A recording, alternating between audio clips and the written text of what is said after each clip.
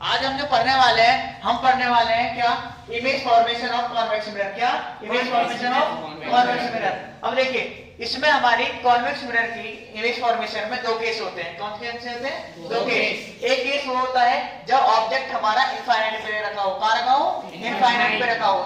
दूसरा केस होता है जब हमारा ऑब्जेक्ट कहाँ रखा होता है? Between pole and infinity. किस किस के बीच में?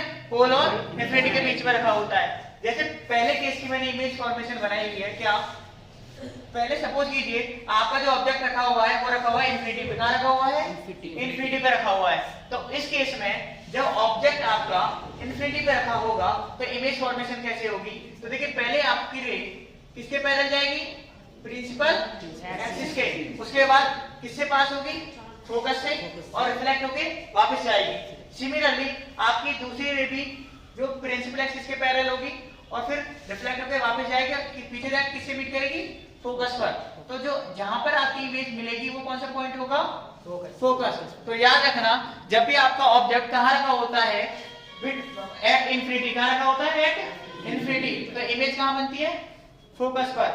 तो देखिए ऑब्जेक्ट होगा इनफिनिटी पर, इमेज बनेगी फोकस पर। कहाँ बनेगी? फोकस पर। उसके बाद पॉइंट साइज होगी और हाईली डिक्रीज्ड होगी। पॉइंट साइज का मतलब है बहुत ही ज्यादा छोटी होगी, बहुत ही ज्यादा छोटी, मतलब पॉइंट साइज की होगी। वर्चुअल और इरेक्ट होगी। कैसी होगी? वर्चुअल और इरेक्ट। उसके बाद सेकंड केस हमारा ये है जब हमारा ऑब्जेक्ट कहाँ रखा होगा? Between infinity and pole. किस के बीच में?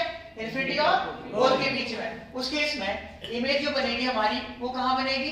इमेज बनेगी वर्चुअल इरेक्ट और बिटवीन पोल एंड फोकस। अब देखिए ये सुनना क्या होगा, हमारा ऑब्जेक्ट रखा हुआ है, हमने मान लिया इधर कहीं इनफिनिटी है और यहाँ पे हमारा क्या है? ये क्या होता है?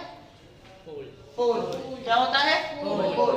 तो पोल और इनफिनिटी के बीच में कोई ऑब्जेक्ट रखा हुआ है तो पहले हमारी रेज आएगी पैरेलल टू प्रिंसिपल एक्सिस, पास होगी। किससे पास होगी? अब किससे रिफ्लेक्ट हो जाएगी? फोकस से।